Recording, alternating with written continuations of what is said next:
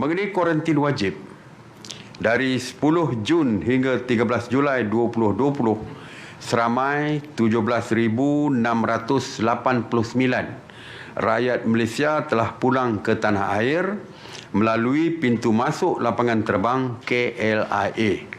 Daripada jumlah itu, sebanyak 17,616 individu telah diperintahkan untuk menjalani kuarantin wajib di rumah, manakala 73 orang telah dibawa ke hospital.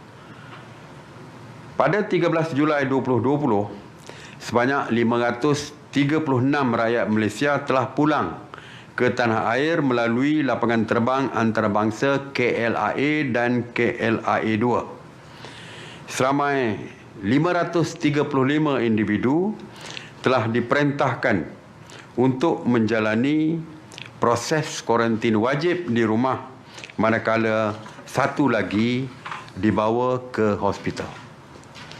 Seperti yang saya pernah sebutkan, lebih daripada 1,400 gagal untuk mematuhi SOP, terutamanya yang melibatkan pemeriksaan kesihatan saringan kesihatan kedua, iaitu hari ke-13 waktu mereka kuarantin di rumah.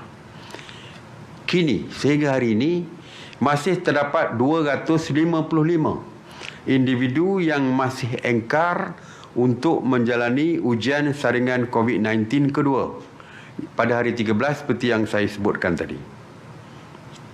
Saya ingin maklumkan bahawa pihak PDRM beserta dengan Kementerian Kesihatan Malaysia tahu tentang kedudukan mereka dan memantau perkara ini, dan saya ingin menegaskan, tolong yang masih engkar ni 225 ini, mungkin mereka tak sedar. Saya tidak tuduh apa-apa kepada mereka, mungkin mereka tak sedar kepada tarikh yang patut mereka pergi ke klinik. Saya harap segera hubungi Kementerian Kesihatan untuk tampil ke pejabat kesihatan daerah yang berdekatan.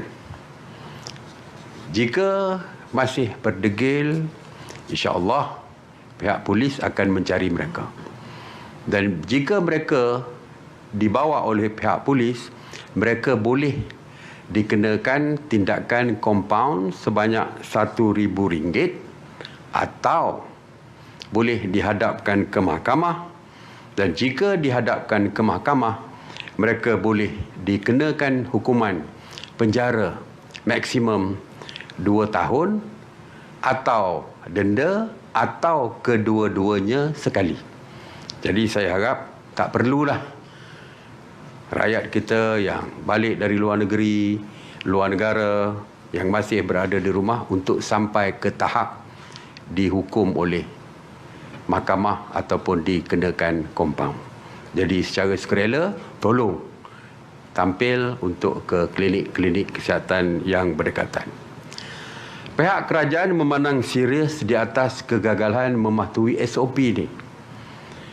Apabila sampai di rumah, ramai yang cuba keluar, ramai yang bergerak bebas di dalam rumah, sedangkan sepatutnya mereka berada di dalam bilik mereka dan tidak bercampur dengan keluarga selama 14 hari.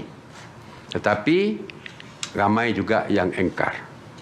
Kerajaan memandang serius perkara ini kerana di Sarawak misalnya, seorang pelajar pulang daripada Rusia negatif sewaktu saringan awal, tetapi akhirnya positif apabila berada di rumah masing-masing. Dan pelajar ini yang saya katakan di Sarawak ini, yang balik daripada Rusia ini, telah merebakkan jangkitan kepada bapa dia. Dan sekarang ni Kementerian Kesihatan sedang cek keluarga mereka yang terdekat yang berada dalam rumah. Jadi tindakan gagal mematuhi SOP ini bukan membahayakan kepada diri sendiri, tetapi membahaya kepada keluarga terdekat yang tinggal serumah. Atau kalau dia keluar, mungkin lebih ramai lagi yang akan mendapat jangkitan penyakit COVID-19 ini. Sebab itu saya katakan, yang pertamanya, patuhi SOP yang dikeluarkan, duduk dalam bilik, jangan keluar dan sebagainya. Yang kedua, hari ke-13, kena cek. Sebab ini akhirnya positif. Jadi sebab itu kena cek, buat saringan kedua, hari ke-13, sewaktu di kuarantin di rumah.